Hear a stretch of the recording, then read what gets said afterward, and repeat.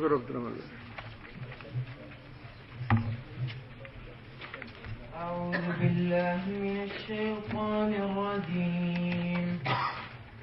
ولا تقولوا لمن يقتل في سبيل الله أموات بل أحياء ولكن لا تشعرون. ولنبلونكم بشيء من الخوف والجوع ونقص من الأموال والأنفس والثمرات وبشر الصابرين الذين إذا أصابتهم مصيبة قالوا إنا لله وإنا إليه راجعون. أولئك عليهم صلوات من ربهم ورحمة وأولئك هم المهتدون. إن الصفا والمروة من شعائر الله فمن حج البيت أو اعتمر فلا جناح عليه أن يطوف بهما ومن تطوع خيرا فإن الله شاكر عليم.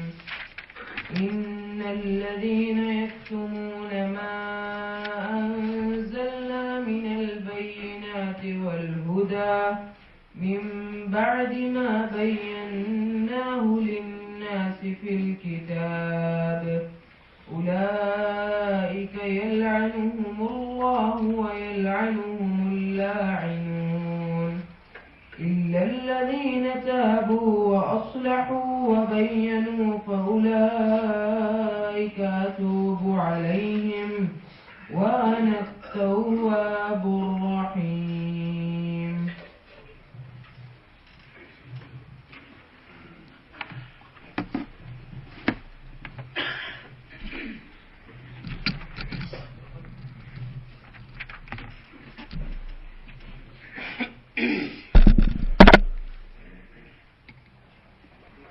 أعوذ بالله من الشيطان الرجيم. بسم الله الرحمن الرحيم.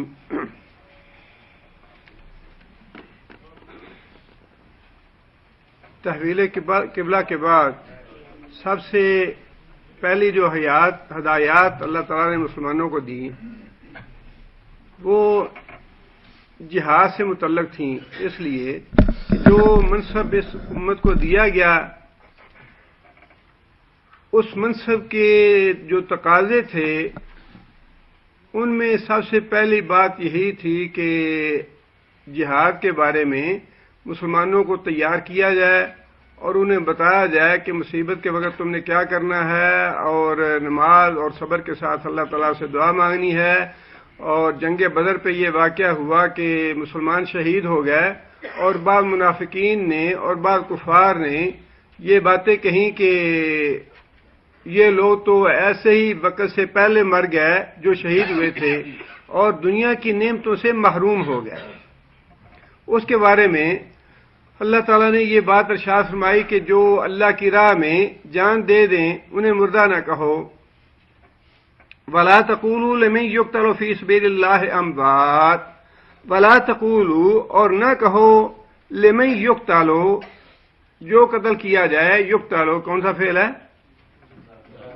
مضارع مجہول ہے. يُقْتَل جو قتل کیا گیا فی سبیل اللہ اللہ کی راہ میں یعنی جہاد کرتے ہوئے اللہ کے دین کو غالب کرنے کی نیت سے جو آدمی میدان جنگ میں قتل ہو جائے اللہ نے فرمایا کہ انہیں اموات نہ کہو، انہیں مردہ نہ کہو، بلکہ احیاء وہ زندہ ہیں، ولیکن لا تشعرون اور لیکن لا تشعرون تم شعور نہیں رکھتے، تم سمجھتے نہیں. یہ عقیدے کے اعتبار سے بڑی ہی اہم آیت ہے اور عقیدہ جو ہے وہ بنیاد ہے ہمارے اعمال کی. انسان کو اپنا عقیدہ صحیح کرنے کے لیے اگر ساری زندگی بھی گزارنی پڑے نا، اعمال کا معاملہ بہت بات کا ہے. انسان کو اپنا عقیدہ صاف کرنے کے لیے اور صحیح کرنے کے لیے ساری زندگی بھی محنت کرنی پڑے اور صرف کرنی پڑے، تب بھی اس کا حق ادا نہیں ہوتا عقیدے کا۔ یہ اتنا اہم معاملہ ہے عقیدے کا۔ اس لیے اس آیت کی وجہ سے بڑے بڑے علماء اور فضلاء نے ٹھوکر کھائی ہے۔ بڑے بڑے علماء، بڑے بڑے فضلاء، بڑے بڑے مفسر اور بڑے بڑے اونچے نام کے لوگوں نے ٹھوکر کھائی ہے۔ اس کا مطلب یہ نہیں مان لا کہ میں دعویٰ کر رہا ہوں کہ میں بڑا عالم فاضل آدمی ہوں، یا میں آپ کو ٹھیک بتاؤں گا، یا میں آپ کے سامنے صحیح تفسیر کروں گا۔ نہیں، ایسی بات نہیں ہے، بلکہ بات یہ ہے کہ اپنے سامنے ایک معیار رکھ لیجئے کہ دین کو ہم نے دنیا کی مثالوں سے نہ اللہ کے رسول نے سمجھایا ہے اور نہ ہی دنیا کی مثالوں سے دین کو سمجھنا چاہیے۔ وہ لوگ بڑی غلطی کرتے ہیں جو دین کو دنیا کی مثالوں سے سمجھتے ہیں۔ اگر دنیا کی مثالوں سے سمجھنے سے مسئلہ حل ہو سکتا تو پھر اتنی بڑی 30 پاروں کی کتاب اتارنے کی ضرورت کیا تھی؟ رسول اکرم صلی اللہ علیہ وسلم کی سنت اور نبی صلی اللہ علیہ وسلم کی احادیث مبارکہ بہت بڑا ذخیرہ ہے۔ اگر دنیا کی مثالوں سے عقیدہ سمجھنا ہو تو پھر یہ سارا کتاب و سنت کا جو حوالے ہیں یہ سارے معاذ اللہ بیکار ہو جاتے ہیں۔ اور نبی صلی اللہ علیہ وسلم نے خود بھی یہ بات ارشاد فرمائی ہے کہ تمہارے سامنے دین کو سمجھنے کے لیے معیار کیا ہے؟ ترکت فیکم شیئین یا امرین، میں تمہارے درمیان 2 چیزیں چھوڑ کے جا رہا ہوں، انہیں تسمتم بہا فلن تضلوا ابدا، اگر ان دونوں چیزوں کو تھامے رہو گے فلن تضلوا، ہرگز تم ہلاک نہیں ہوگے، کبھی گمراہ نہیں ہوگے، کبھی بھی۔ وہ 2 چیزیں کون سی ہیں؟ کتاب اللہ و سنت نبی، یہی اللہ کی کتاب اور نبی صلی اللہ علیہ وسلم کی سنت۔ کتاب قرآن مجید کی آیات سے اور جو احادیث ہیں ان سے نہ ہٹیں اور اس کے بعد پھر خود فیصلہ کر لیں کہ صحیح عقیدہ کیا ہے۔ اللہ تعالیٰ نے ہر آدمی کو یہ عقل اور دماغ دیا ہے کہ انسان صراط مستقیم کی تلاش کرے یا کر سکے، اور قیامت کے دن انسان اسی بات پہ پشیمان ہوگا، لو کننا نسمع ناقل ما کننا فی اصحاب السعیر۔ اور وہ جو نبی صلی اللہ علیہ وسلم نے بتایا نا کہ 73-72 فرقے ہو جائیں گے، اس کا مطلب یہ نہیں ہے کہ وہ باقی جو 72 فرقے ہیں وہ کافر یا مشرک ہو جائیں گے اس لیے جہنم میں جائیں گے، بلکہ عقیدے کے بگاڑ کی وجہ سے وہ جہنم میں جائیں گے، غلط اعمال کی وجہ سے نہیں، عقیدے کے بگاڑ کی وجہ سے وہ جہنم میں جائیں گے، اور جب اپنی سزا بھگت لیں گے تو نکلیں گے جہنم سے۔ جس کا عقیدہ درست ہو گیا یا جس نے اپنی اس کی سزا بھگت لی، اگر اس کا عقیدہ ایسا ہوا، وہ سارے عقیدے کے بگاڑ کی وجہ سے جہنم میں جانے والے ہیں۔ اس لیے قرآن مجید کی یہ جو آیت ہے اس کو بڑی اچھی طرح سمجھنا چاہیے، قرآن کے حوالے سے اور سنت مبارکہ کے حوالے سے، اور پھر اس کے بعد آپ لوگوں کو خود غور و فکر کرنا چاہیے۔ یہ بات قرآن مجید میں جو اللہ نے ارشاد فرمائی لو کننا نسمع ناقل، یہ ان لوگوں کے بارے میں اللہ نے فرمائی ہے جنہوں نے کبھی غور و فکر کرنے کی ضرورت ہی دنیا میں محسوس نہیں کی، جو کافر ہیں، جو مشرک ہیں، جو آج سخت دشمن ہیں قرآن کے بھی، نبی صلی اللہ علیہ وسلم کے بھی، اور نبی صلی اللہ علیہ وسلم کی سیرت طیبہ کے بھی، وہی یہ کہیں گے۔ اس کا مطلب یہ ہے کہ عقل تو اللہ نے ان کو دی ہے سوچنے سمجھنے کے لیے، جس وجہ سے قیامت کے دن وہ ندامت کا اظہار کریں گے کہ کاش ہم اس عقل سے کام لیتے، اور یہ عقل اللہ نے دی ہی اس مقصد کے لیے ہے کہ سیدھا راستہ صراط مستقیم تلاش کرو، اور یہی امتحان ہے ہمارا کہ ہم آنکھیں بند کر کے گمراہ کرنے والے لوگوں کے پیچھے لگ جاتے ہیں، یا اپنی عقیدت کے پیچھے اپنا عقیدہ قربان کر دیتے ہیں، جی فلاں بزرگ جو ہیں وہ بڑے عالم فاضل آدمی ہیں، فلاں جامعہ سے پڑھے ہیں، فلاں جگہ سے فاضل ہیں، ان کے اتنے مرید ہیں، اتنا ان کا اثر ہے، اتنی کرامتیں ہیں، جو وہ فرمائیں گے وہ صحیح ہے۔ یہ باتیں بالکل فضول ہیں، دنیا کی باتیں ہیں، ان کا عقیدے سے یا کتاب و سنت سے کوئی تعلق نہیں۔ میں عقیدے سے ہٹوں کتاب و سنت سے، قرآن سے باہر بات کروں یا حدیث سے باہر بات کروں تو آپ میرا دامن پکڑے کہ تم نے یہ خود کہی تھی بات کہ تم کتاب و سنت سے باہر نہیں جاؤ گے، یہ دلیل تمہاری کتاب و سنت سے ہٹ کے ہے۔ اور یہی معاملہ آپ ہر آدمی سے کریں جو آپ کو ہدایت دیتا ہے یا سیدھا راستہ دکھانے کا دعویٰ کرتا ہے یا تبلیغ کرتا ہے یا دعوت دیتا ہے کسی بھی بات کی۔ ہمارے سامنے معیار جو ہے وہ رسول اللہ صلی اللہ علیہ وسلم نے، جب ہمارا عقیدہ یہ ہے قرآن اللہ کی نازل کردہ کتاب ہے، تو ہمارے سامنے معیار صرف یہی ہونا چاہیے دین کو سمجھنے کے لیے۔ ایک تو یہ آیت ہے اور ایک سورہ آل عمران کی آیت ہے 169، وہ بھی اسی مضمون کی ہے۔ اور جنگ احد کے بعد جب مسلمانوں کا بہت زیادہ نقصان ہو گیا اور بہت زیادہ مسلمان شہید ہو گئے، اس وقت بھی منافقوں نے بھی خاص طور پہ عبداللہ بن ابی کا وہ گروہ جو جنگ میں شریک ہونے سے پہلے الگ ہو گیا تھا 300 آدمی لے کے منافقوں کے، انہوں نے یہ باتیں کہیں کہ اگر ہماری تجویز مان لی جاتی مدینہ کے اندر رہ کے جہاد کرنے کی تو یہ لوگ ایسے بے مقصد موت نہ مارے جاتے، اتنا نقصان نہ ہوتا مسلمانوں کا، ہماری تجویز نہیں مانی گئی لہذا یہ ایسے ہی بے موت مارے گئے ہیں مسلمان۔ اس کے جواب میں اللہ تعالیٰ نے سورہ آل عمران کی 169 نمبر آیت ارشاد فرمائی، وَلَا تَحْسَبَنَّ الَّذِينَ قُتِلُوا فِي سَبِيلِ اللَّهِ، اور نہ گمان کرو تم ان لوگوں کو قتلوا جو قتل کیے گئے فی سبیل اللہ اللہ کی راہ میں، امواتن مردے، انہیں مردے نہ کہو، نہ انہیں مردہ گمان کرو، بل احیاء، بلکہ وہ زندہ ہیں، عند ربہم، اپنے رب کے نزدیک، یرزقون، اور رزق دیے جاتے ہیں۔ اب یہ دیکھیے جو باتیں اللہ نے ارشاد فرمائی ہیں وہ ہیں واضح ہیں، لیکن انہی سے گمراہی کا راستہ بھی نکلتا ہے۔ ایک تو یہ بات اللہ نے فرما دی ان کے مردہ نہ کہو، دوسری بات یہ فرما دی کہ وہ زندہ ہے، تیسری بات یہ فرما دی وہ رزق دیے جاتے ہیں۔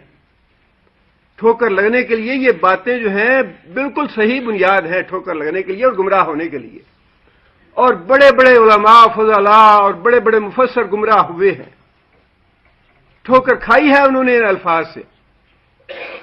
لہذا قرآن کو اپنے سامنے رکھیں، حدیث کو اپنے سامنے رکھیں، رسول اللہ صلی اللہ علیہ وسلم کی حیات طیبہ اپنے سامنے رکھیں، اور صحابہ کرام کا عمل اپنے سامنے رکھیں، جس کے بارے میں نبی صلی اللہ علیہ وسلم نے فرمایا کہ نجات پانے والا گروہ جو ہے وہ میرے صحابہ کرام ہیں۔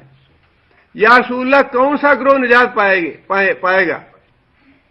فرمایا وہ گروہ نجات پائے گا جو میرے راستے پہ ہوگا اور میرے صحابہ کرام کے راستے پہ ہوگا۔ خیر القرون قرنی ثم الذین یلونہم ثم الذین یلونہم، بہترین زمانہ عقائد کے اعتبار سے، اعمال کے اعتبار سے، دین اور ایمان کے اعتبار سے بہترین زمانہ میرا ہی زمانہ ہے، معیار ہے، کسوٹی ہے نبی صلی اللہ علیہ وسلم کی ذات مبارک اور صحابہ کرام، یا پھر قرآن مجید اور احادیث مبارک۔ ورنہ ان دونوں آیتوں میں گمراہی کا بڑا سامان ہے۔ جہاں تک شہداء، یہ دونوں آیتیں شہداء سے تعلق رکھتی ہیں، جہاں تک تعلق ہے شہداء کا اور اولیاء کا، یہ بات تو ہمارا ایمان ہے کہ انبیاء سے یہ افضل نہیں ہے، انبیاء سے افضل نہیں ہے یہ۔ اس لیے ہم شروع کرتے ہیں انبیاء کے معاملے سے۔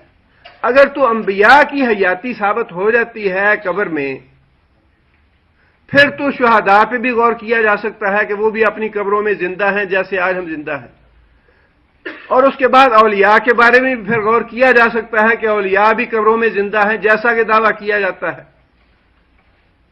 شیخ عبد القادر جیلانی رحمۃ اللہ علیہ کے بارے میں یہاں تک عقیدہ ہے، میں نے خود کیسٹ اپنی کانوں سے سنی کہ شیخ صاحب عبد القادر جیلانی موت کے بعد بھی ہمیں ہر طرح سے دیکھتے ہیں اور ان کا مرید خواہ مشرق سے پکارے خواہ مغرب سے پکارے وہ مدد کو پہنچتے ہیں. اور مولانا عامر رضا خان نے یہاں تک ایک واقعہ لکھ دیا کہ 3 بھائی تھے، ان میں سے 2 جنگ میں شہید ہو گئے.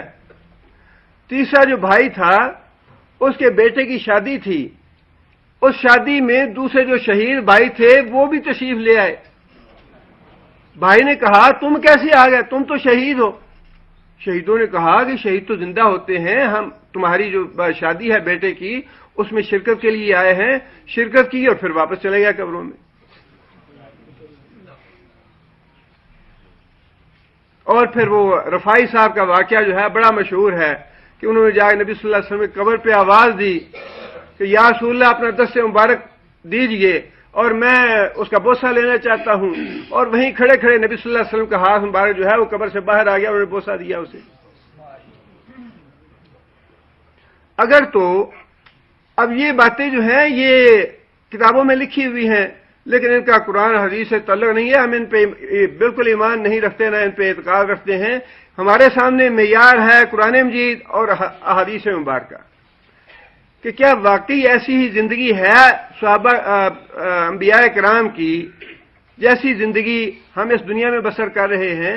کیا وہ باتیں ہماری سنتے ہیں، کیا وہ ہماری پکار سنتے ہیں، کیا وہ ہماری مدد کرنے پہ قادر ہیں، کیا وہ ہماری مشکلات سننے اور ان کو پورا کرنے پہ قادر ہیں. یہ بڑا اہم مسئلہ ہے. آپ اپنے علاقوں میں یا اپنے گھروں میں یا اپنے شہروں میں جا کے خود اندازہ لگا لیجئے کہ جو لوگ صحیح عقیدے والے ہیں یا کتاب و سنت کے مطابق عقیدے والے ہیں ان کی نسبت کیا ہے اور جو گمراہی کے عقیدے پہ ہیں ان کی نسبت کیا ہے. 80% لوگ وہی ہیں جو یہ عقیدہ رکھتے ہیں کہ بزرگ جو ہیں اولیاء شہداء انبیاء اپنی قبروں میں زندہ ہے. اور اللہ تعالیٰ معاف کرے کتابوں میں لکھی ہیں یہ باتیں. مولانا عامر رضا خان نے تو یہاں تک حد کر دی معاملے کی. اللہ تعالیٰ معاف کرے ایسی باتیں لکھنے سے اور ایسی باتیں زبان سے نکالنے سے ہوئے ڈر لگتا ہے، انسان کانپ جاتا ہے کہ انبیاء جو ہیں وہ اپنی قبروں میں زندہ ہیں اور شاباشی کے لیے ان کی ازواج مطہرات کو ان کی قبروں میں پیش کیا جاتا ہے. یہاں تک لکھ دیا. بھئی تم نے دیکھا ہے یا کہیں قرآن میں لکھا ہے کہیں حدیث میں لکھا ہے؟ آخر انبیاء تو نبی صلی اللہ علیہ وسلم سے پہلے بھی گزرے. کیا نبی صلی اللہ علیہ وسلم نے فرمایا کہ ابراہیم علیہ السلام کے ساتھ ایسا معاملہ ہوتا ہے، اسماعیل علیہ السلام کے ساتھ ایسا معاملہ ہوتا ہے؟ تم نے یہ کیسے کہہ دیا؟ ایک جھوٹی بات اللہ کے رسول کے نام کیوں منسوب کر دی یا اللہ کے نام کیوں منسوب کر دی؟ یہ بڑا نازک مسئلہ ہے اور بہت ہی اہم عقیدے کی بات ہے. اگر یہ عقیدہ یہاں سے ٹھوکر لگ گئی تو سارے کے سارے اعمال برباد.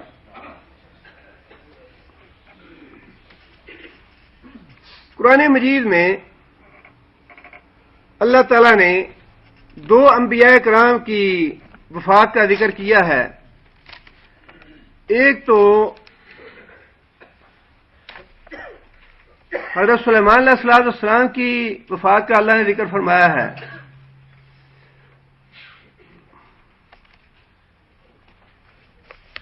اور یہ سورہ سبا میں ہے. سورہ سبا کی 14 نمبر آیت میں اللہ تعالیٰ فرماتے ہیں کہ سلیمان علیہ السلام نے اللہ کا گھر تعمیر کرنے کا فیصلہ کیا مسجد اقصی کو، دونوں باپ بیٹا نے. اور جن جو ہیں وہ ماتحت تھے سلیمان علیہ السلام کے. سلیمان علیہ السلام نے جنات کو لگا دیا مزدوری پہ کہ اللہ گھر تعمیر کرو. اب یہ قرآن مجید خود ہمیں مسئلہ سارا بتا رہا ہے، واضح فرما رہا ہے. سورہ سبا کی 14 نمبر آیت میں اللہ تعالیٰ یہ فرماتے ہیں فلما قضینا علیہ الموت. سلیمان علیہ السلام ان کی جنات کی نگرانی کے لیے اپنے عصا سے ٹیک لگا کے کھڑے ہو گئے کہ میں دیکھتا رہوں تاکہ جنات جو ہیں صحیح طریقے سے کام کرتے رہیں. اب اللہ تعالیٰ نے کھڑے کھڑے ان کو موت دے دی اور موت کا لفظ استعمال فرمایا اللہ نے سلیمان علیہ السلام کے لیے. اب ہمارے جو حضرات عقیدہ رکھتے ہیں کہ مرتے نہیں بلکہ لمحہ بھر کے لیے پردہ فرما جاتے ہیں اور پھر وہ ویسی ہی زندگی مل جاتی ہے انہیں. موت کا لفظ استعمال کرنا وہ گستاخی سمجھتے ہیں. یوں نہ کہو وہ موت آ گئی انہیں یا مر گیا، وہ اس طرح بزرگوں کی اولیاء کی گستاخی ہوتی ہے. اللہ تعالیٰ نے کیا لفظ استعمال فرمایا؟ فلما قضینا علیہ الموت، جب ہم نے مسلط کر دی اوپر اس کے موت. اب یہ موت کا لفظ جو ہے وہی ہے انکا میتن. انکا کہ کون مخاطب ہے؟ محمد صلی اللہ علیہ وسلم. نبی صلی اللہ علیہ وسلم کے لیے اللہ تعالیٰ نے کیا لفظ استعمال فرمایا؟ موت کا. اے محمد صلی اللہ علیہ وسلم آپ کو موت آنے والی ہے. انکا میتن اور فإنہم میتون. یہاں کون مراد ہیں؟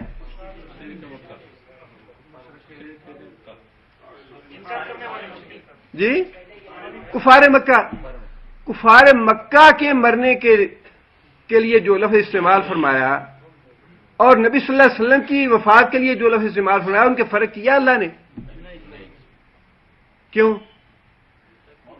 وجہ یہ ہے کہ جیسی موت کافروں پہ آنی ہے ویسی ہی موت آنی ہے انبیاء پہ. یہ بالکل قرآن مجید کے دلائل ہیں. قرآن مجید سے انشاءاللہ ہٹ کے کوئی ایک بات نہیں کروں گا اپنی بات ثابت کرنے کے لیے. نہ ہم خود کسی کہانیاں سنتے ہیں نہ سناتے ہیں.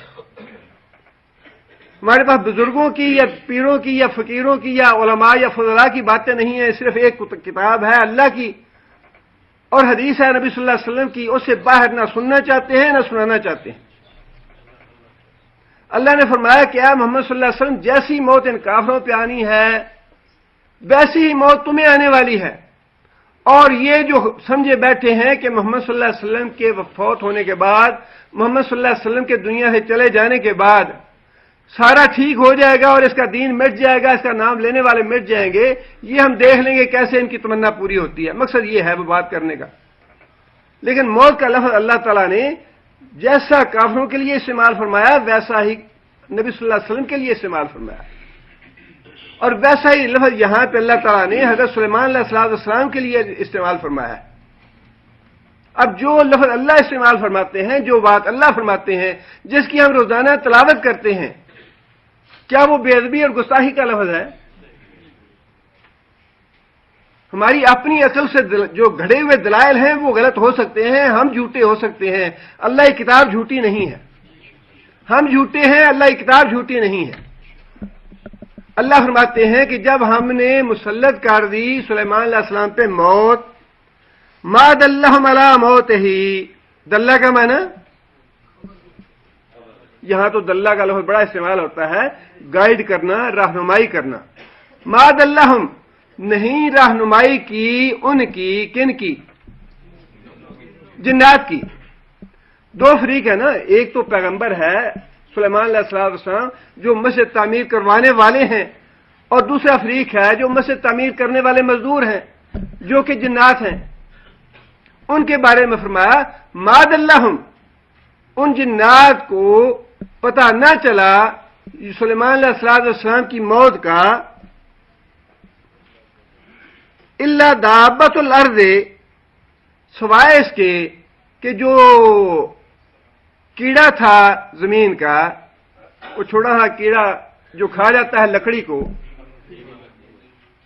دیمک، وہ مراد ہے. وہ دیمک جو ہے سلیمان علیہ السلام کے سوٹے کو کھانا شروع کر دیا اس نے. اب سوٹا ہے جس سے عصا ہے، سلیمان علیہ السلام نے ٹیک لگائی ہوئی ہے، اور دیمک ہے، چلے 1000 یا 2000 10,000 دیمک کے کیڑے چمٹ گئے ہوں گے اس سے، اس کو ہفتہ مہینہ 2 مہینے لگے ہوں گے. ویسے علماء نے لکھا ہے کہ سال بھر کھڑے رہے. علماء نے لکھا ہے کہ سال بھر نہ آپ مانے، 6 مہینے مان لیں کہ 6 مہینے تک سلیمان علیہ السلام اسی عصا سے ٹیک لگا کے کھڑے رہے. چلے 6 مہینے بھی نہ مانے، 6 ہفتے مان لیں، کچھ تو ٹائم لگا ہوگا. اللہ آگے فرماتے ہیں کہ تاکلوا من ساعتہ، کھا گئی دیمک اس کے عصا کو. فلما خر تبینت الجن ان لو كانوا يعلمون الغیب ما لبثوا في العذاب المہین. خرّا فلما خرّا تبینت الجن، جب وہ گر پڑا، کون گر پڑا؟ سلیمان علیہ السلام. کس وجہ سے گرے؟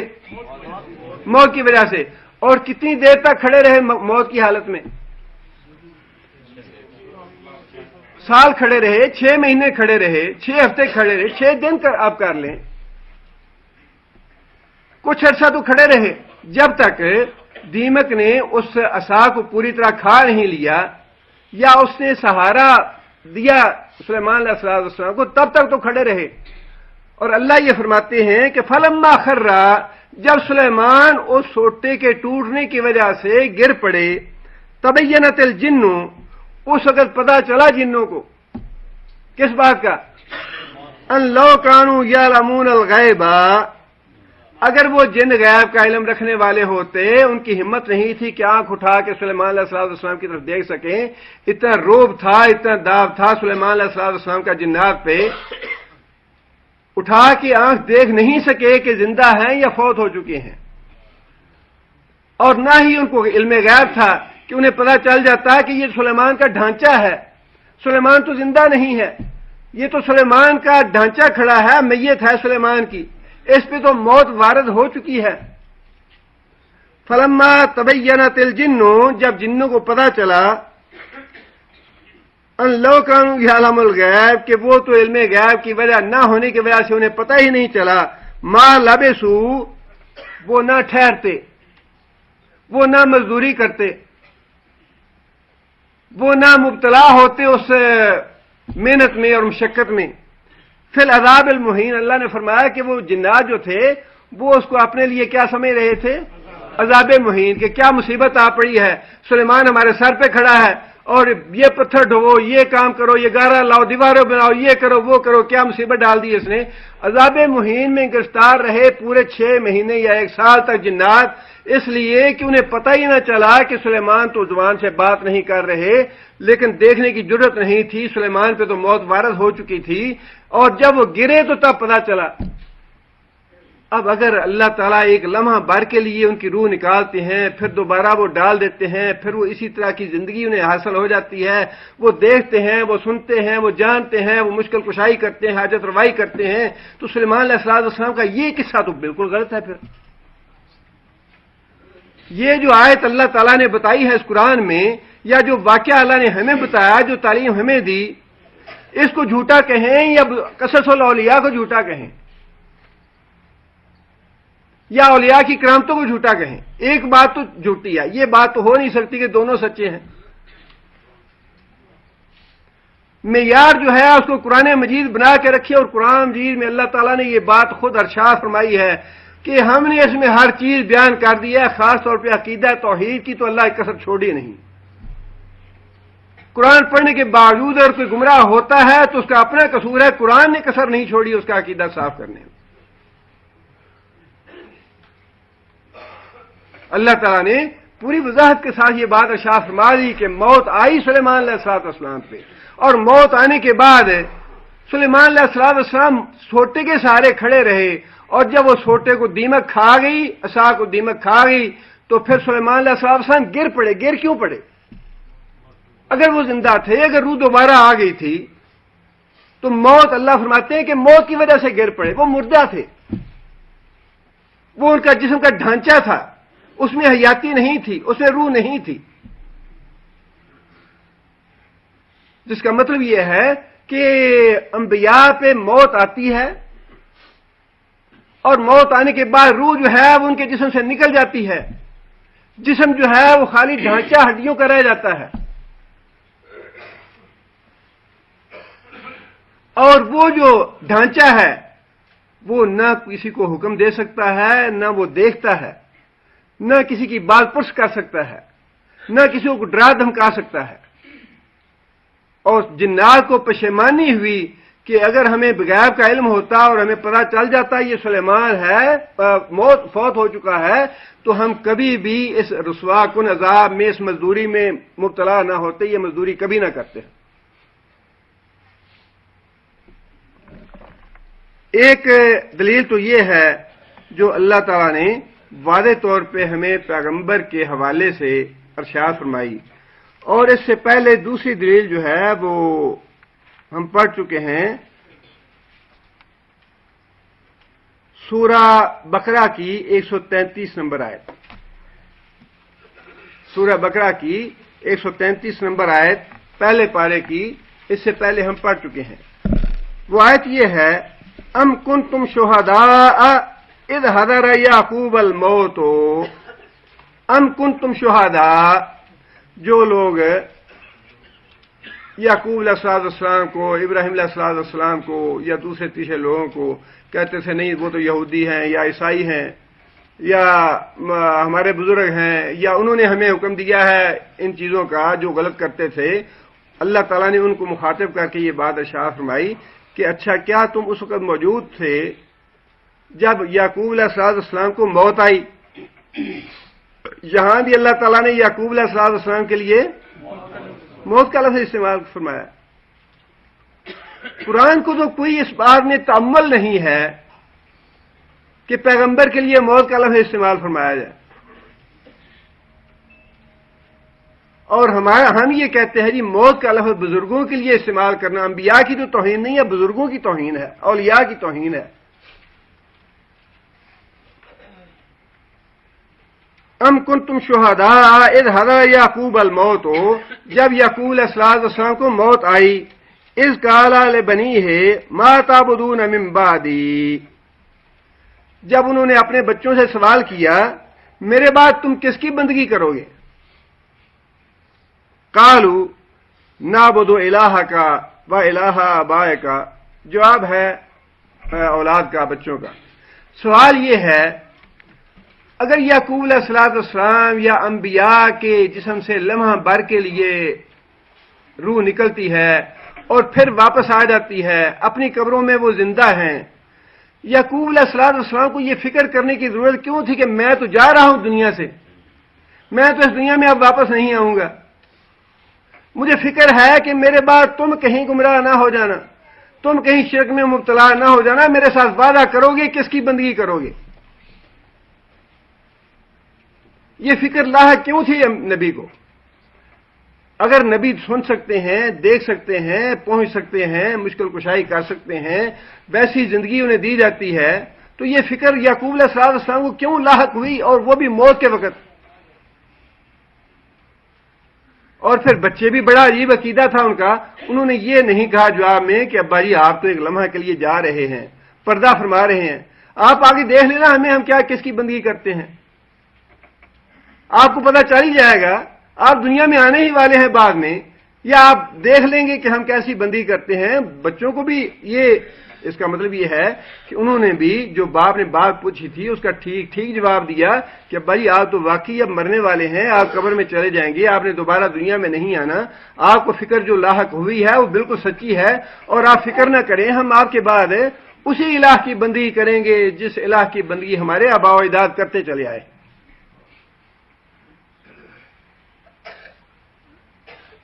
ان دونوں باتوں سے یا دونوں واقعات سے یہ بات بالکل واضح ہو جاتی ہے کہ مرنے والا جو ہے، جس پہ موت طاری ہو جاتی ہے، اس کا اس دنیا سے تعلق ختم ہو جاتا ہے، وہ اس کو پتہ نہیں رہتا بعد میں میرے بچے کیا کر رہے ہیں، صراط مستقیم پہ ہیں یا گمراہی کے راستے پہ ہیں، یا بعد میں مجھے آ کے بتا دیں گے.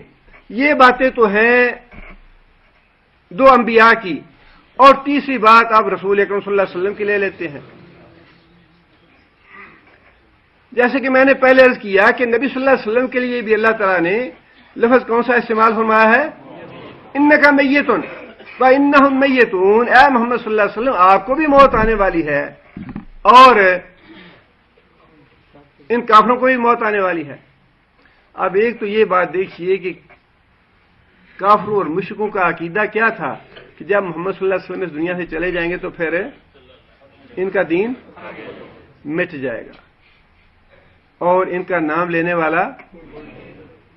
اتنی عقل ان کو بھی تھی کہ جانے کے بعد محمد صلی اللہ علیہ وسلم آئیں گے نہیں، جانے کے بعد یہ کافروں اور مشرکوں کا عقیدہ ہے انکا میتون و انہم میتون. اللہ نے جو قرآن میں فرمایا، قرآن بڑا سیدھا راستہ دکھا دیتا ہے. اپنی آنکھیں بند کرنی ہو، عقل کو اندھا کرنا ہو، دماغ پہ بٹے ڈالنے ہو تو الگ بات ہے، خود جہنم میں جانا ہو تو الگ بات ہے. قرآن تو عقیدہ بالکل سیدھا کر دیتا ہے، انکا میتون و انہم میتون. یہ جو ان کا عقیدہ ہے مشرکوں اور کافروں کا کہ محمد صلی اللہ علیہ وسلم ایک دفعہ ان کے مرنے کا انتظار کرو، یہ جب مر جائیں گے تو پھر قصہ کہانی ختم، اس کے بعد یہ دنیا میں نہ آئے گا، نہ اس کا حکم چلے گا، نہ یہ لوگوں کو کچھ بتائے گا، پھر یہ گیا تو باقی معاملہ جو ہے وہ ختم، باقی ہمارا دین ہی چلے گا. یہ عقیدہ تو ان کافروں اور مشرکوں کا بھی تھا کہ جانے کے بعد محمد صلی اللہ علیہ وسلم واپس نہیں آئیں گے، جانے کے بعد اس دنیا سے ان کا عمل دخل ہے ختم ہو جائے گا، نہ کسی بیڑی کو تکیں گے یہ، نہ کسی کو اولاد دیں گے یہ، نہ اپنے دین کی کوئی مدد کر سکیں گے یہ. اب اس دنیا سے چلے جائیں گے تو پھر یہ انکا میتون، یہ دنیا سے چلے گیا، اس کے بعد اس دنیا میں واپس آنا ممکن نہیں ہے. یہ عقیدہ تو کافروں اور مشرکوں کا بھی تھا، لیکن بیڑا غرق. لیکن وہی میں نے گزارش کی کہ دلیل تو موجود ہے گمراہی کی، بالکل ہم اعتراف کرتے ہیں کھلے دل سے، گمراہی کی دلیل موجود ہے قرآن میں. لیکن اللہ تعالیٰ نے ہمارے امتحان دماغ کا یہی تو امتحان لینا ہے کہ ہم سوچتے ہیں یا مکھی پہ مکھی مارتے ہیں کہ فلاں نے کہہ دیا لہذا یوں ہے، یا فلاں کا عقیدہ یہ ہے، یا باپ نے مجھے یہ بتایا تو میرا عقیدہ یہ ہے. یہ عقیدہ جو ہے یہ ایک یا دو آیتوں سے صاف نہیں ہوتا. میں تو ہمیشہ یہی کہتا ہوں کہ یہ جو قرآن مجید سے سلیکشن ہے نا لوگوں کو درس دینے والی، یہ بالکل غلط طریقہ ہے. جو اپنا مشن ہے، جو اپنا مطلب ہے وہ قرآن سے پورا کر لیا، اس مطلب کی آیتیں نکال لیں اور لوگوں کو درس دے دیے اور باقی سارے قرآن کو چھوڑ دیا، یہ تو گمراہی پیدا کرنے والی بات ہے. قرآن سارا اسی لیے نازل ہوا ہے کہ سارے قرآن کو پڑھا جائے شروع سے لے کر آخر تک، ورنہ یہ دو آیتیں جو ہیں یہ گمراہ کرنے کے لیے کافی ہیں کہ انہیں مردہ نہ کہو، اور دوسری طرف اللہ تعالیٰ نے خود مردہ کہہ دیا نبی صلی اللہ علیہ وسلم کو، یعقوب علیہ السلام کو، سلیمان علیہ السلام کو خود مردہ کہہ دیا کہ تم مرنے والے ہو، تمہارے اوپر موت آئی ہے. اور دوسری طرف ان آیتوں میں اللہ نے فرما دیا کہ انہیں مردہ نہ کہو، وہ زندہ ہے، رزق دیے جاتے ہیں. گمراہ ہونے کے لیے بڑی واضح آیتیں ہیں یہ. اب نبی صلی اللہ علیہ وسلم کے معاملے میں پہلی بات تو یہ ہے کہ دوسری جگہ پہ اللہ تعالیٰ نے یہی بات دوبارہ ارشاد فرمائی جو کافر جس دل میں تمنا لیے بیٹھے تھے کہ محمد صلی اللہ علیہ وسلم جب اس دنیا سے چلے جائیں گے تو ان کا دین جو ہے وہ مٹ جائے گا، ان کا نام لینے والا کوئی باقی نہیں رہے گا، اس کی تو اولاد نہیں ہے، اس کا دین نہیں چلے گا. تو اس حوالے سے بھی اللہ تعالیٰ نے پھر یہ بات ارشاد فرمائی، افا متا فہم الخالدون. اے محمد صلی اللہ علیہ وسلم اگر تو فوت ہونے والا ہے، تو دنیا سے جانے والا ہے، افاہم الخالدون، یہ کافر اور مشرک ہمیشہ رہیں گے دنیا میں، یہ بھی تو مرنے والے ہیں. اگر مرنے سے ہی دین مٹنا ہے تو یہ بھی بدبخت مرنے والے ہیں، ان کے دین کا نام لینے والا کون باقی رہے گا. وہاں بھی اللہ تعالیٰ نے افا متا، اے محمد صلی اللہ علیہ وسلم اگر آپ فوت ہوں گے، اگر آپ مر جائیں گے تو پھر کیا یہ ہمیشہ زندہ رہیں گے. وہاں بھی اللہ تعالیٰ نے لفظ یہی استعمال فرمایا ہے. دوسری دلیل یہ ہے کہ بخاری شریف میں واقعہ ہے ایک خاتون کا، رسول اکرم صلی اللہ علیہ وسلم کے پاس حاضر ہوئی اور آ کے نبی صلی اللہ علیہ وسلم سے کوئی واقعہ پوچھا، کوئی بات پوچھی، کوئی مسئلہ پوچھا. نبی صلی اللہ علیہ وسلم نے فرمایا کہ کل آ کے مجھ سے بات کرنا، کل آ کے مجھ سے بات پوچھ لینا. اس خاتون نے یہ بات کہی جواب میں، اگر میں کل آؤں تو آپ موجود نہ ہوں، اور یہ حدیث میں الفاظ راوی نے لکھے ہیں، میں اپنی طرف سے اضافہ نہیں کر رہا. راوی یہ کہتا ہے کہ اس عورت کا اشارہ کس طرف تھا؟ نبی صلی اللہ علیہ وسلم کی موت کی طرف، کہ میں یا رسول اللہ کل آؤں اور آپ فوت ہو چکے ہوں تو پھر میں کیا کروں. اگر روح لمحہ بھر کے لیے نکلتی ہے اور قبروں میں سنتے ہیں اور جواب دیتے ہیں تو نبی صلی اللہ علیہ وسلم کو فرمانا چاہیے تھا نا کہ کوئی بات نہیں، میں مر جاؤں گا تب بھی میری قبر پہ آنا، میں تمہیں بات بتاؤں گا، تمہارے سوال کا جواب دوں گا. لیکن نبی صلی اللہ علیہ وسلم نے یہ بات ارشاد فرمائی کہ اگر میں نہ ہوا، اگر تم مجھے نہ پاؤ تو ابو بکر صدیق کے پاس چلی جانا، وہ تمہیں مسئلے کا جواب دے دے گا۔ بات تو بڑی واضح ہے کہ رسول اکرم صلی اللہ علیہ وسلم نے عقیدہ صاف کر دیا کہ اس دنیا سے جانے کے بعد میرا اس دنیا سے تعلق ختم ہو جائے گا، میں کسی کی بات نہ سن سکوں گا نہ اس کا جواب دے سکوں گا۔ اور پھر حضرت عمر رضی اللہ تعالیٰ عنہ کا نبی صلی اللہ علیہ وسلم کی وفات کے موقع پہ رد عمل کیا تھا؟ جب نبی صلی اللہ علیہ وسلم فوت ہوئے تو حضرت عمر کا رد عمل کیا تھا؟ تلوار لے کے کھڑے ہو گئے اور یہ کہنے لگے کہ جو آدمی یہ کہے گا کہ نبی صلی اللہ علیہ وسلم فوت ہو گئے یا ان پہ موت واقع ہو گئی، میں اس کی گردن کاٹ دوں گا۔ موت کا معنی حضرت عمر سمجھتے تھے موت کسے کہتے ہیں۔ یہ تو کسے کہانیاں اور کرامتیں اور یہ سارے ٹکوسلے اور جتنے بھی ہیں یہ سب ہمارے بنائے ہوئے ہیں، ان کا شریعت کی اصطلاحات کے ساتھ کوئی تعلق نہیں ہے، قرآن اور حدیث کے ساتھ ان کا کوئی تعلق نہیں ہے۔ حضرت عمر رضی اللہ تعالیٰ عنہ جانتے تھے کہ دینی اعتبار سے ہم یتیم ہو گئے اگر نبی صلی اللہ علیہ وسلم چلے گئے، تو اگر موت واقع ہو گئی تو اس کا مطلب یہ ہے کہ جس طرح انبیاء پہلے چلے گئے، ابراہیم فوت ہو گئے، اسماعیل فوت ہو گئے، نوح علیہ السلام فوت ہو گئے، جیسے وہ فوت ہو گئے ویسے ہی محمد صلی اللہ علیہ وسلم رخصت ہو گئے۔ اور ذہن میں بات یہی تھی کہ یہ تو گھڑی بھر کا معاملہ، حضرت عمر کے یہ الفاظ موجود ہیں، یہ تو گھڑی بھر کا معاملہ ہے، نبی صلی اللہ علیہ وسلم آئیں گے اور منافقوں سے جنگ کریں گے، منافقوں سے کوئی قتال کریں گے کہ جو لوگ یہ کہہ رہے ہیں کہ محمد صلی اللہ علیہ وسلم جو ہے یہ فوت ہو گئے، محمد صلی اللہ علیہ وسلم فوت نہیں ہوئے۔ اور یہ تو اللہ تعالیٰ نے جس بندے کو چننا تھا اس مقصد کے لیے، عقیدہ صاف کرنے کے لیے، اللہ تعالیٰ نے اس بندے کو چن لیا۔ حضرت ابوبکر صدیق رضی اللہ تعالیٰ عنہ نے حضرت عمر رضی اللہ تعالیٰ عنہ کو بٹھایا اور بٹھا کے خطبہ ارشاد فرمایا اور یہ تاریخی الفاظ کہے زبان سے، من کانا یعبد اللہ فإن اللہ حی، کہ جو آدمی تو بندگی کرتا ہے، عبادت کرتا ہے اللہ کی، جس کا الہ اللہ ہے، اس کو معلوم ہونا چاہیے کہ اللہ تعالیٰ کی ذات تو زندہ ہے، اللہ کو موت نہیں ہے، لا یموت، اللہ نہیں مرے گا۔ ومن کانا یعبد محمدا، اور جو آدمی محمد صلی اللہ علیہ وسلم کو الہ سمجھتا تھا، ان کی بندگی کرتا تھا، ان کی پوجا کرتا تھا، اسے معلوم ہونا چاہیے فإن محمدًا قد مات، فإن محمدًا قد مات۔ قرآن میں تو اللہ نے جو فرمایا کہ تم مرو گے، مضارع کے سیغے میں، مستقبل کے سیغے میں باتیں ارشاد فرمائیں کہ اے محمد صلی اللہ علیہ وسلم آپ پہ موت آنے والی ہے، آپ بھی اس دنیا سے جانے والے ہیں۔ لیکن حضرت ابوبکر صدیق کے سامنے جب میت پڑی تھی تو انہوں نے یہ الفاظ استعمال فرمائے کہ فإن محمدًا قد مات، کہ محمد صلی اللہ علیہ وسلم اب فوت ہو چکے۔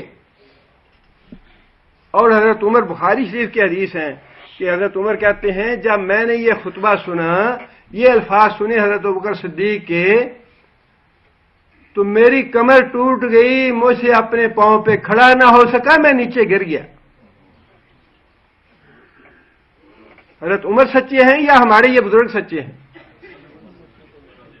بات تو واضح ہے کہ حضرت عمر اگر پھر واقعی ایسا ہے کہ یہ بزرگ فوت نہیں ہوتے، انبیاء فوت نہیں ہوتے، لمحہ بھر کے لیے یہ موت آتی ہے، تو پھر حضرت بکر کو یہ کہنے کی ضرورت کیا تھی کہ عمر بیٹھو تو میری بات سنو، اور اتنی وضاحت کے ساتھ قد مات کہ محمد صلی اللہ علیہ وسلم فوت ہو چکے ہیں، اس پہ یقین کر لو، صرف اللہ کی ذات زندہ ہے، اللہ کو موت نہیں آنی، باقی ہر ایک کو موت آنی ہے۔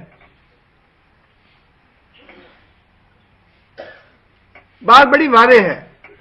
اور پھر اس کے بعد اگر دنیا کی دلائل ہی لینے ہیں اور عقلی دلائل سے ہی فیصلہ کرنا ہے، تب بھی عقلی دلائل بھی آنکھیں بند کر کے اگر انسان کی بات کرے دوسری بات ہے، لیکن اگر ذرا تھوڑا سا عقل کو استعمال کر کے انسان سوچے تو عقلی دلائل بھی تائید نہیں کرتے انبیاء کی حیاتی کی۔ رسول اکرم صلی اللہ علیہ وسلم فوت ہوئے، خلافت کا جھگڑا کتنے دن رہا؟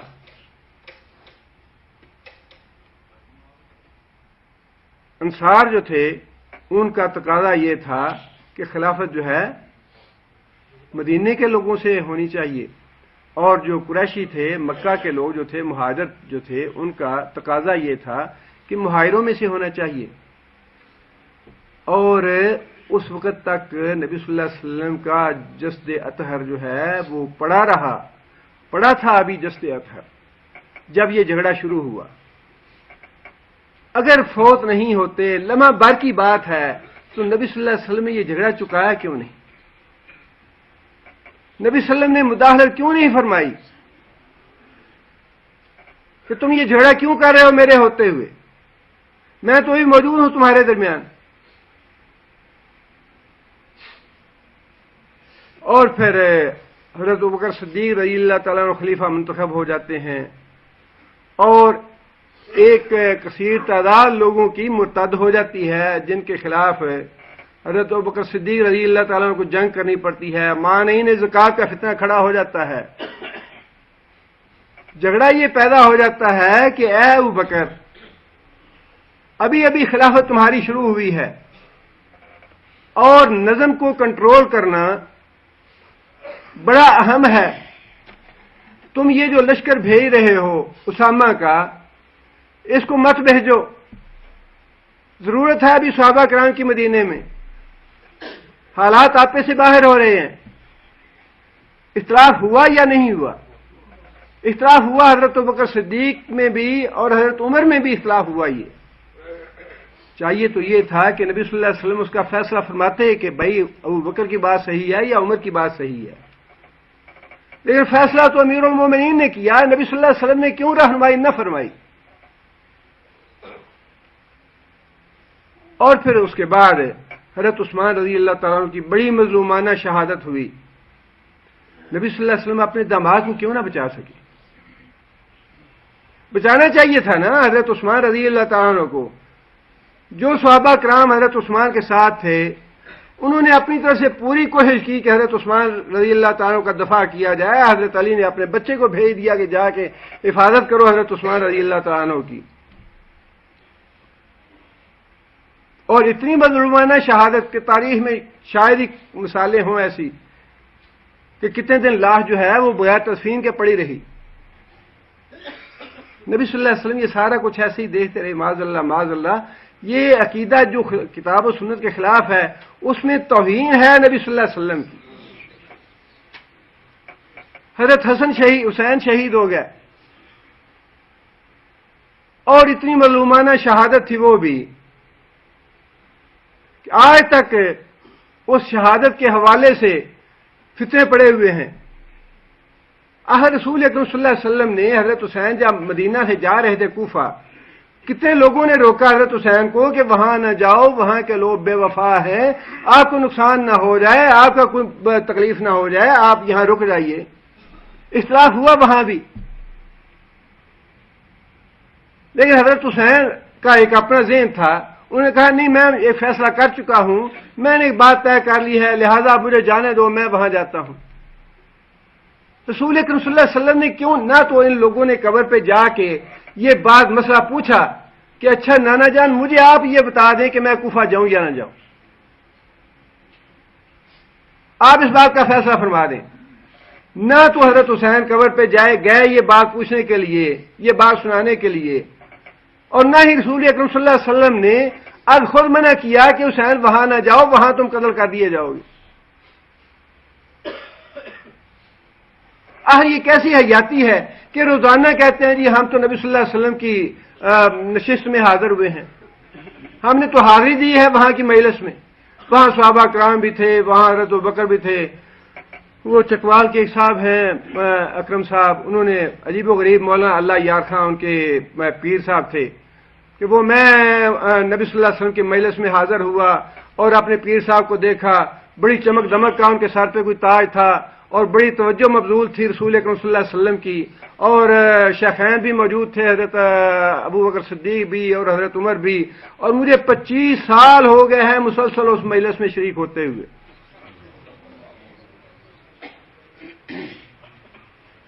آپ اندازہ فرمائیے. اب یہ جو باتیں ہیں یا تو قرآن اور حدیث سے لاؤ، ہم تو کہتے ہیں اور سینے پہ ہاتھ رکھ کے کہتے ہیں کہ قرآن حدیث سے باہر نہیں جائیں گے اپنی بات ثابت کرنے کے لیے. لیکن تمہاری یہ جو باتیں ہیں کہ ہم 25 سال سے مجلس نبوی میں شریک ہو رہے ہیں، ہم نے اپنے پیر صاحب کو وہاں پہ دیکھا اور پیر صاحب کو نبی صلی اللہ علیہ وسلم نے یہ بات ارشاد فرمائی کہ اے یار خان، کیا نام ہے، مولانا احمد یار خان، آئندہ کسی داڑے منڈے کو میری مجلس میں نہ لانا. اور ہمارے حضرت صاحب جو تھے اس کے بعد بڑی احتیاط کرتے تھے کہ کوئی داڑھی منڈا جو ہے نبی صلی اللہ علیہ وسلم کی مجلس میں نہ چلا جائے. تمہاری یہ باتیں، تم نبی تو ہو نہیں کہ تمہاری باتیں آنکھیں بند کر کے مان لیں. ہم تو نہیں مانتے یہ باتیں. یہ سب قصے ہیں، کہانیاں ہیں، جھوٹ ہے، کذب ہے، بکواس ہے. اس لیے کہ قرآن، ہم تو بات کرتے ہیں اللہ اور اللہ کے رسول کی بات. تم بھی دین کی بات لاؤ، اللہ کی اور اللہ کے رسول کی بات. انشاءاللہ اللہ کے فضل و کرم سے ایک آنکھ کا پلک جو ہے وہ نہیں جھپکے گی اس کو ماننے میں. لیکن تمہاری یہ قصے کہانیاں کہ میں 25 سال سے مجلس نبوی میں جا رہا ہوں، ہم نہیں مانتے. یہ نہ تم نبی ہو نہ تم صحابی ہو، اور ان کا معاملہ جو ہے وہ تو تمہارا معاملہ تمہارے ساتھ ہے. ہم پر ہی ذمہ ہے تمہارے اس عقیدے سے. ہم تو یہ سمجھتے ہیں کہ جس آدمی نے ایمان کی حالت میں نبی صلی اللہ علیہ وسلم کو دیکھ لیا وہ صحابی ہے. اور اگر تمہارے اللہ یار خان کو نبی صلی اللہ علیہ وسلم نے یہ بات ارشاد فرمائی کہ آئندہ داڑھی منڈا میری مجلس میں نہ لانا، تو تمہارا اللہ یار خان تو صحابی ہوا. پھر یہ ڈگوسلے اور یہ بکواس اور یہ جھوٹ جو ہیں اس کے کوئی پاؤں نہیں ہے. اگر ہیں تو قرآن حدیث سے ثابت کرو. ہم نہ خود قرآن حدیث سے باہر جائیں گے اور نہ ہی قرآن حدیث سے باہر کوئی بات قبول کریں گے.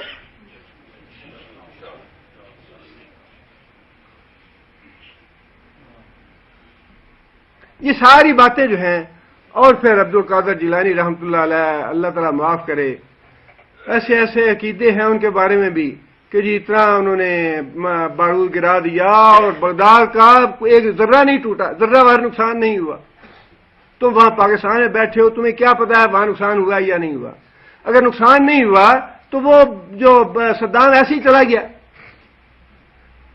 اور یہ صدام نے کہا کہ اتنے وہابی جو ہیں انہوں نے حملہ کر دیا ہے اور میں تو اہل سنت ہوں اور یہاں پہ شہنشاہ بغداد ہے، میرا کوئی نقصان نہیں ہوگا. نقصان کیوں نہیں ہوا؟ پھر وہ تو پھانسی لگ گیا. کہا انہوں نے پھانسی دے دیا اسے. بغداد والے نے بچایا کیوں نہیں اسے؟ ہم تو کہتے ہیں کہ اگر عقل کی بات کرنی ہے تب ہی عقل کی بات کرو، حماقتوں کی اور بیوقوفیوں کی بات نہ کرو. اور ہمارے نزدیک عقل کی دلائل، عقلی دلائل جو ہیں وہ معیار نہیں ہے، بالکل معیار نہیں ہے. ہم تو یہ باتیں جو عقل والی کرتے ہیں تمہاری باتوں کے جواب میں کرتے ہیں. ہمارے نزدیک معیار یہ قطعاً نہیں ہے. ہمارے نزدیک معیار یہ صرف اللہ کی کتاب اور رسول اللہ صلی اللہ علیہ وسلم کی سیرت طیبہ ہے.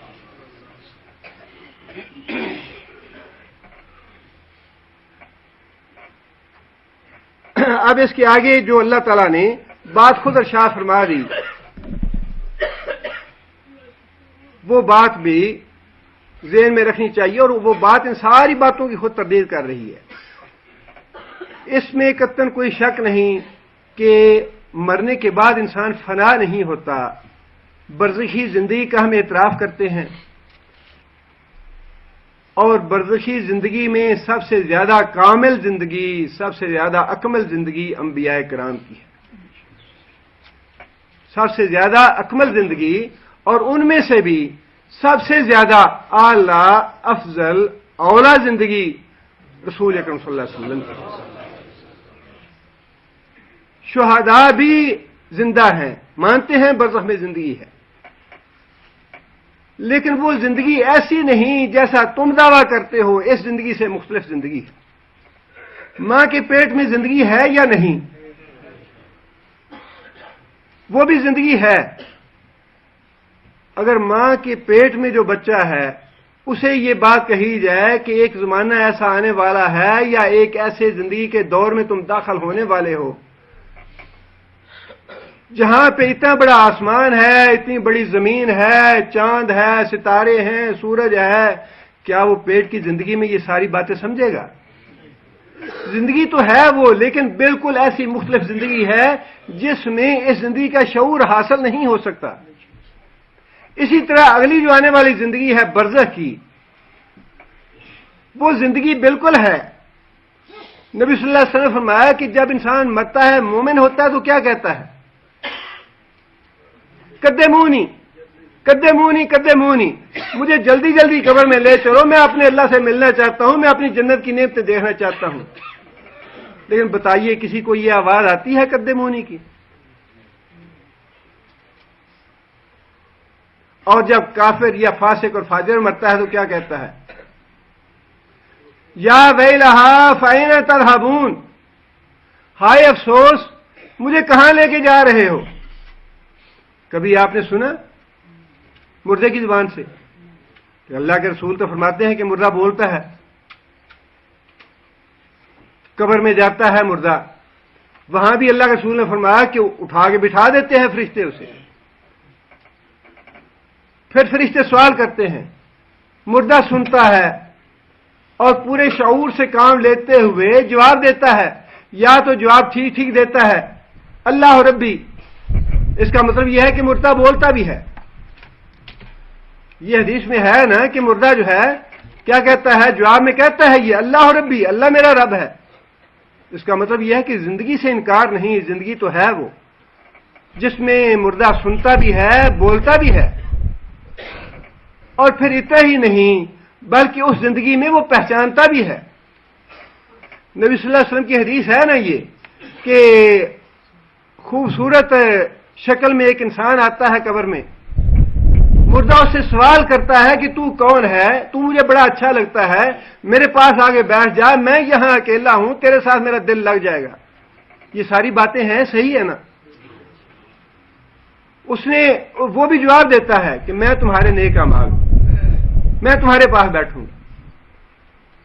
پھر یہ بھی حدیث میں ہے کہ اس کو فرشتے کہتے ہیں کہ سو جا، جس طرح پہلی رات کی دلہن سوتی ہے آرام سے، سکون سے، جسے اس کے محبوب کے علاوہ کوئی دوسرا جگائے گا نہیں۔ مردہ سنتا ہے یا نہیں سنتا؟ یہ باتیں جو اللہ سنوانا چاہتے ہیں، جو حدیث میں اللہ کے رسول نے ہمیں بتا دی ہیں، وہ مردہ سنتا ہے، دیکھتا ہے اور جواب دیتا ہے، خواہش کرتا ہے، تمنا کرتا ہے۔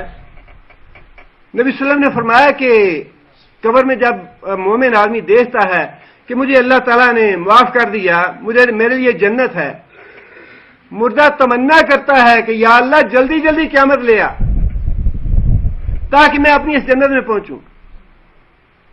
یہ ساری باتیں ثابت ہیں، ہم ساری باتیں مانتے ہیں کہ مردہ سنتا بھی ہے، مردہ جواب بھی دیتا ہے، مردہ تمنا بھی کرتا ہے، مردہ اٹھتا بھی ہے، مردہ سوتا بھی ہے، یہ ساری باتیں انشاءاللہ ہوں گی۔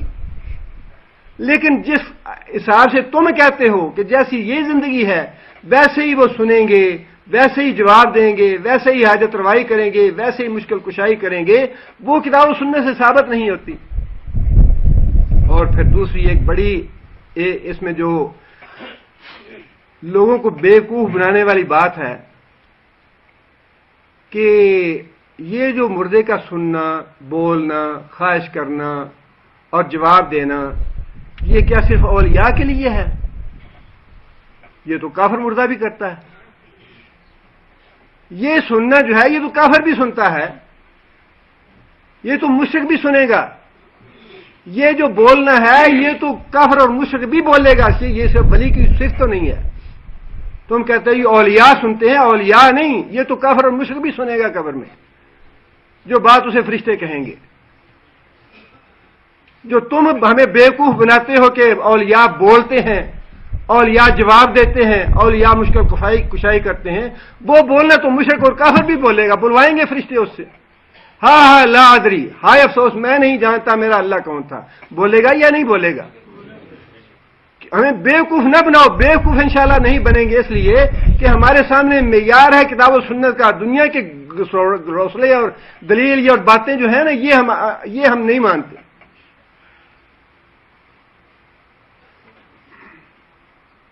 اور آگے اللہ تعالیٰ نے اسی لیے یہ بات اشاع فرما دی، لا تقولوا لمن یقتل فی سبیل اللہ اموات، کہ جو اللہ کی راہ میں مارے جائیں ان کو مردہ نہ کہو، بل احیاء، بلکہ وہ زندہ ہیں، ولکن لا تشعرون۔ کیا مطلب لیکن لا تشعرون؟ تمہیں اس زندگی کا شعور نہیں ہے۔ اب یہ لیکن لا تشعرون والی بات جو ہے یہ تم بتاتے نہیں ہو لوگوں کو، یہ بالکل وہی معاملہ ہے جی، تم نماز کیوں نہیں پڑھتے؟ جی اللہ نے قرآن میں حکم دیا نماز نہ پڑھنے کا، لا تقربوا الصلاۃ، نماز کے قریب نہ جاؤ۔ کہا بھی آگے بھی پڑھو، آگے کیا ہے؟ وہ کہتے جی پہلی تو پہ عمل کر لیں پھر آگے بھی پڑھ لیں گے۔ وہی معاملہ تم نے کیا ہوا ہے۔ احیان تک تو تم پڑھتے ہو کہ اولیاء اللہ جو ہیں، شہداء جو ہیں وہ زندہ ہیں، اگلا حصہ نہیں پڑھتے ولیکن لا تشعرون، کہ تمہیں عقل مت نہیں ہے وہ زندگی کیسی ہے، وہ زندگی ایسی نہیں ہے جیسی یہ ہے۔ اس حدیث جو آیت ہے بخاری شریف کی حدیث ہیں، ساری باتیں قرآن کی یا حدیث کی انشاءاللہ، اس حدیث کے آیت کے حوالے سے اللہ کے رسول نے خود یہ بات ارشاد فرمائی کہ شہداء جو ہیں وہ عرش الہی کے نیچے قندیلیں لٹک رہی ہیں، اور شہداء کی روحیں سبز پرندوں کی شکل میں ان قندیلوں میں رہتی ہیں،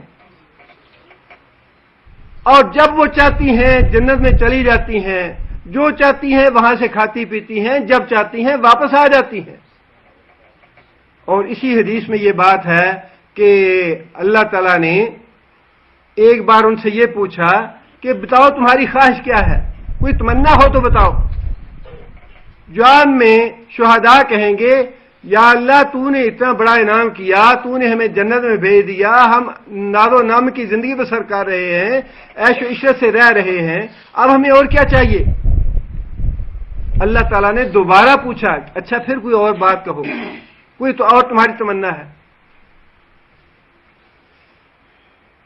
شہداء پھر یہی جواب دیں گے۔ تیسری دفعہ پھر اللہ پوچھیں گے کہ کوئی تمنا ہے تو بتاؤ، شہداء پھر یہی جواب دیں گے۔ اور حدیث میں آتا ہے نبی صلی اللہ علیہ وسلم نے فرمایا کہ وہ شہداء یہ سمجھیں گے کہ جب تک ہم کوئی بات اللہ سے فرماتے نہیں، اللہ ہمیں پوچھتے رہیں گے کہ کوئی بات بتاؤ، کوئی تمنا بتاؤ۔ تو پھر شہداء تمنا کریں گے یا اللہ اچھا ہماری تمنا ہے، وہ تمنا یہ ہے کہ ایک دفعہ ہمیں دنیا میں دوبارہ بھیج دے، ہم دوبارہ تیری راہ میں اپنی جان قربان کر کے جو لذت اور سرور ہمیں ملا ہے وہ ہم دوبارہ حاصل کرنا چاہتے ہیں، دوبارہ تیری راہ میں شہید ہو کے آنا چاہتے ہیں۔ جواب میں اللہ کیا فرمائیں گے؟ جواب یہ ہوگا کہ یہ ممکن نہیں ہے کہ جس جہان سے تم آ گئے ہو اس جہان میں دوبارہ جانا ممکن نہیں۔ برزخ ہے، ایک پردہ ہے، ایک رکاوٹ ہے، جب وہ تم نے عبور کر لیا برزخ کو تو پھر آگے جانا ہے، پیچھے نہیں جانا، یہ ممکن نہیں ہے۔ اور وہ جو سورہ آل عمران کی آیت ہے جس میں اللہ تعالیٰ نے یہ فرمایا کہ یرزقون، رزق دیے جاتے ہیں، اس کے بارے میں بھی حدیث موجود ہے۔ حدیث میں ہے کہ جنگ احد میں حضرت عبداللہ بن جابر بن عبداللہ رضی اللہ تعالیٰ عنہ کے والد فوت ہو گئے، اور قدرتی طور پہ بات ہے کہ اپنے والد کا رنج اور دکھ ہونا، شہادت کا درجہ اپنی جگہ پہ، ساری باتیں، لیکن انسان کی فطرت ہے۔ رنجیدہ دیکھا نبی صلی اللہ علیہ وسلم نے حضرت عبداللہ کو، پوچھا عبداللہ کیا بات ہے، کیوں رنجیدہ ہو؟ کہنے لگے یا رسول اللہ اپنے باپ کا رنج ہے، صدمہ ہے۔ نبی صلی اللہ علیہ وسلم نے فرمایا کہ کیا میں تمہیں تمہارے باپ کے بارے میں وہ بات نہ بتاؤں جو اللہ نے بات کہی ہے تمہارے باپ سے؟ اور نبی صلی اللہ علیہ وسلم نے فرمایا کہ اللہ تعالیٰ نے تمہارے باپ کے علاوہ کسی دوسرے آدمی کے ساتھ بالمشافہ بات آج تک نہیں کی، بالمشافہ بات تمہارے باپ سے کی ہے اللہ نے مرنے کے بعد۔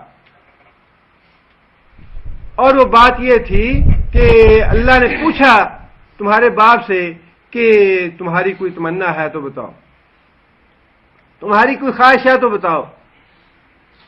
تمہارے باپ نے یہ بات کہی کہ یا اللہ میں یہ چاہتا ہوں کہ میرے جو عزیز و اقارب ہیں، میرے بیوی بچے جو ہیں، انہیں اس بات کا پتہ چل جائے کہ یا اللہ تو نے مجھے معاف کر دیا ہے، تو نے مجھے بخش دیا ہے، میں یہ میسج بھجوانا چاہتا ہوں اپنے پسماندگان کی طرف.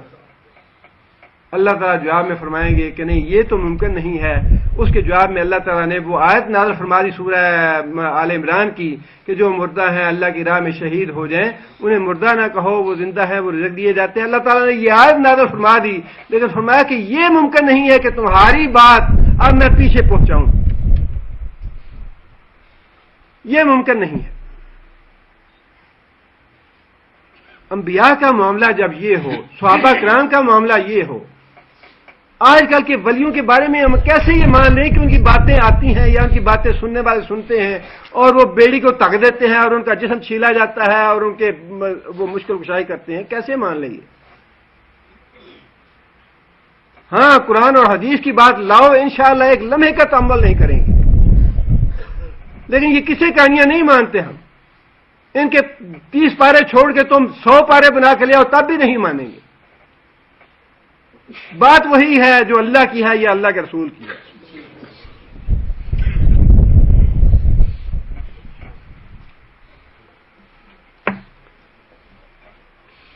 آگے پھر اللہ تعالیٰ نے مسلمانوں کو جہاد کے لیے اور جو آنے والے مشکل حالات تھے ان کے لیے ذہنی طور پہ یہ تیار ہونے کے لیے باتیں ارشاد فرمائیں. ان میں سے ایک بات یہ تھی وَلَنَبْلُوَنَّكُمْ بِشَيْءٍ مِّنَ الْخَوْفِ وَالْجُوعِ وَنَقْصٍ مِّنَ الْأَمْوَالِ وَالْأَنفُسِ وَالثَّمَرَاتِ وَبَشِّرِ الصَّابِرِينَ. وَلَنَبْلُوَنَّكُمْ، اور البتہ ہم ضرور آزمائیں گے تم کو،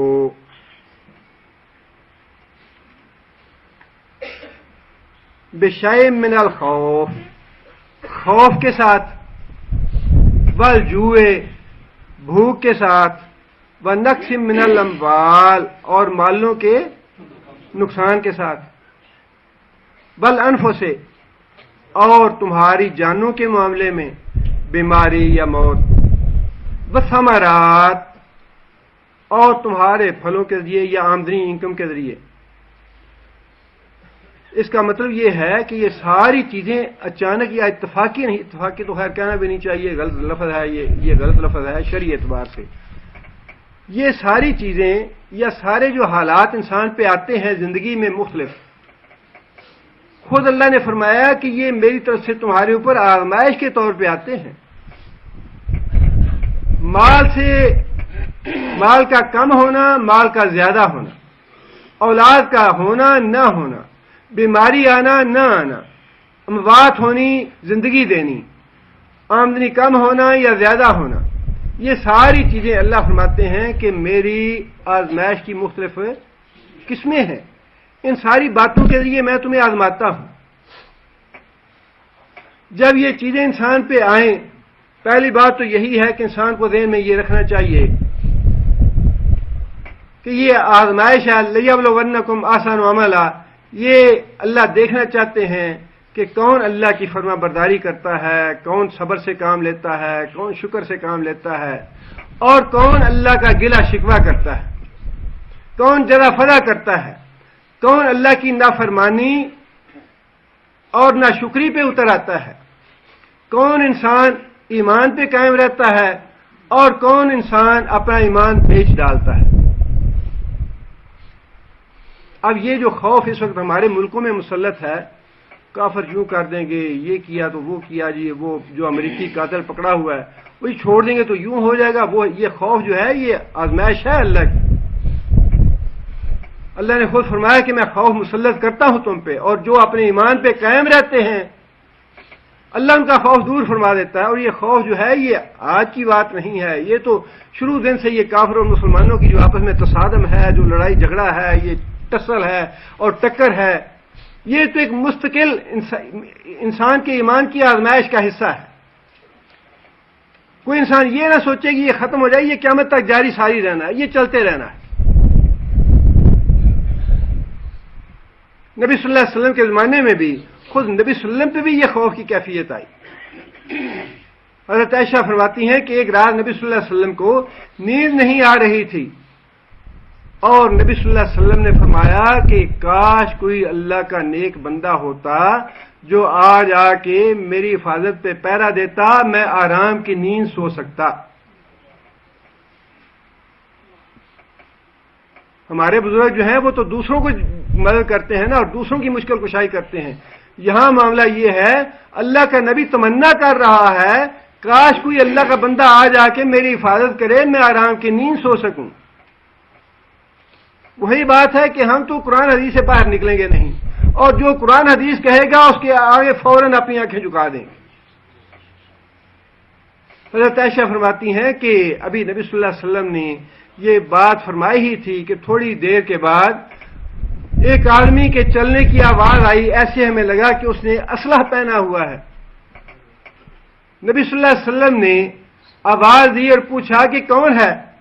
حضرت سعد بن ابی وقاص کہنے لگے کہ یا رسول اللہ میں ہوں سعد. فرمایا کیسے آئے ہو؟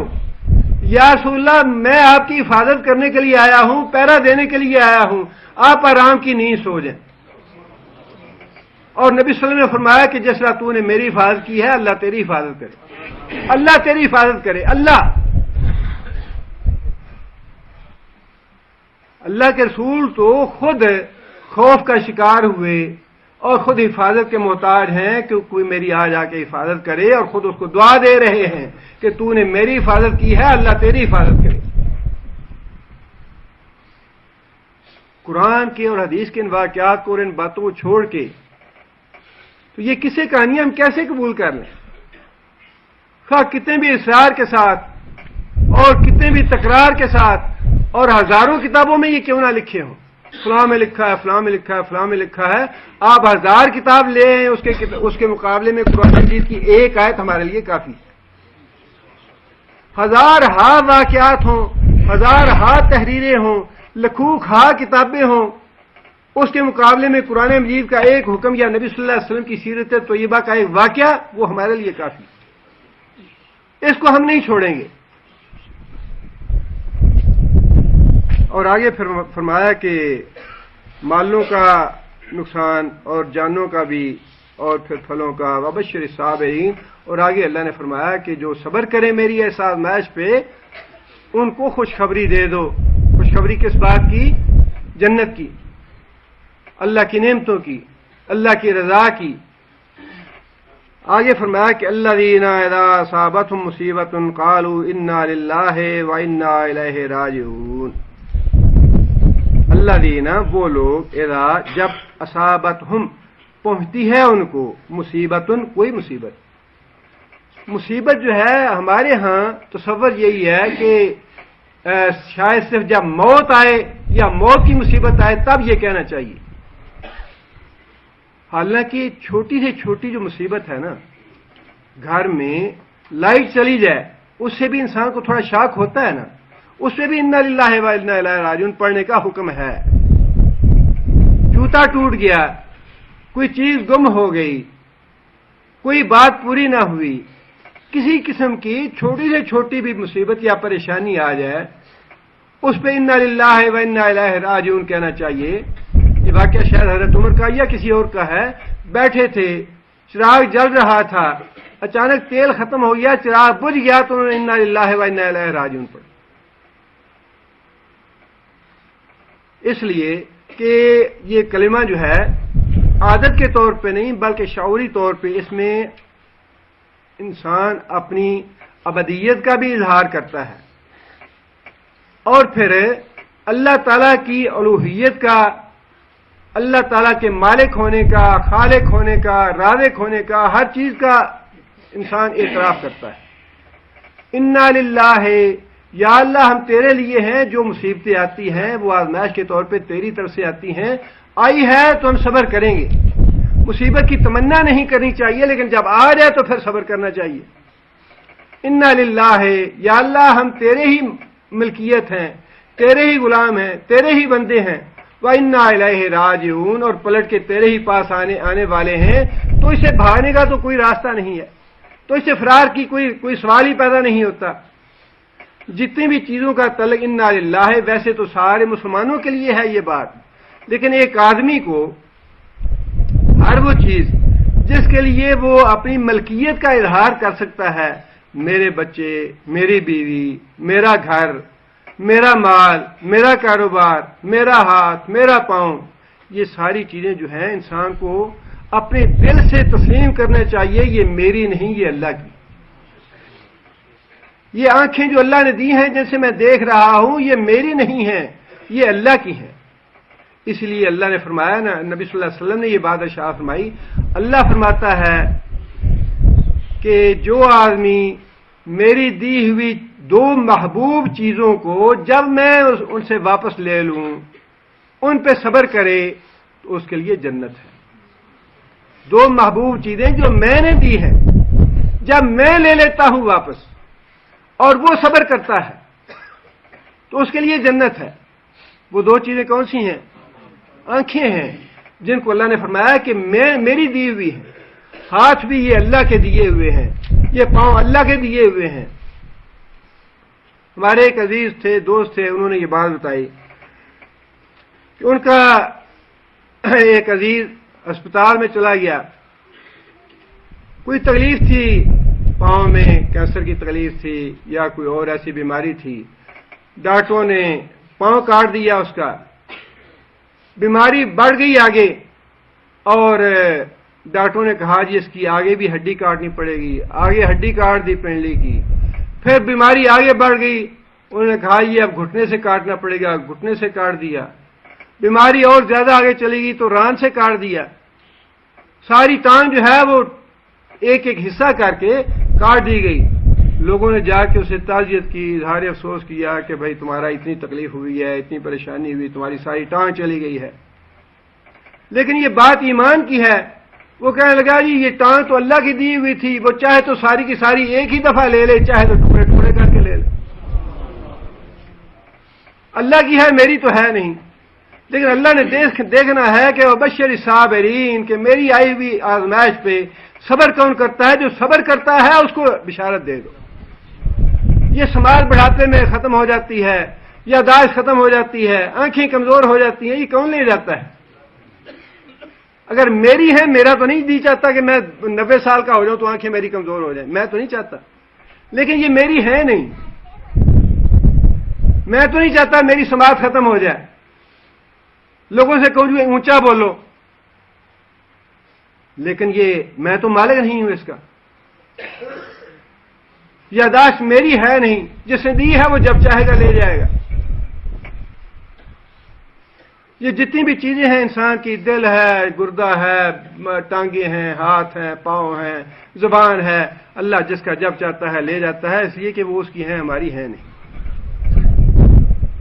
بچے بھی ہمارے نہیں ہیں، اللہ نے دیے ہیں، امانت اللہ کی ہے.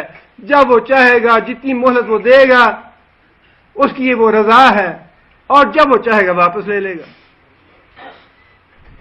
اور یہ جو گھر میں اللہ نے دیے ہیں، قل اللہم مالک الملک تؤتی الملک، یا اللہ تو جسے جتنا بڑا گھر دینا چاہتا ہے دے دیتا ہے.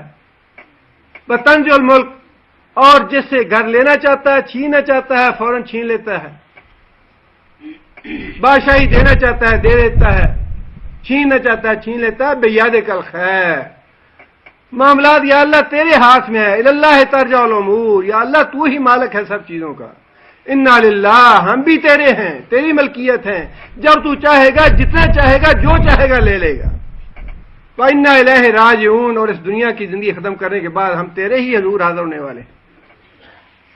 بہت بڑا سبق ہے ان کلمات میں، اور بہت بڑی تسکین ہے مومن آدمی کے لیے. اس لیے فرمایا کہ جو آدمی صبر کرتا ہے اس کے لیے دنیا میں بھی بشارت ہے انسان کو سکون ملنے کی، اور آخرت میں بشارت ہے جنت کی. انشاءاللہ باقی اگلے درس میں کروں گا. سبحان ربک رب العزت عما یصفون، والسلام علی المرسلین، والحمد للہ.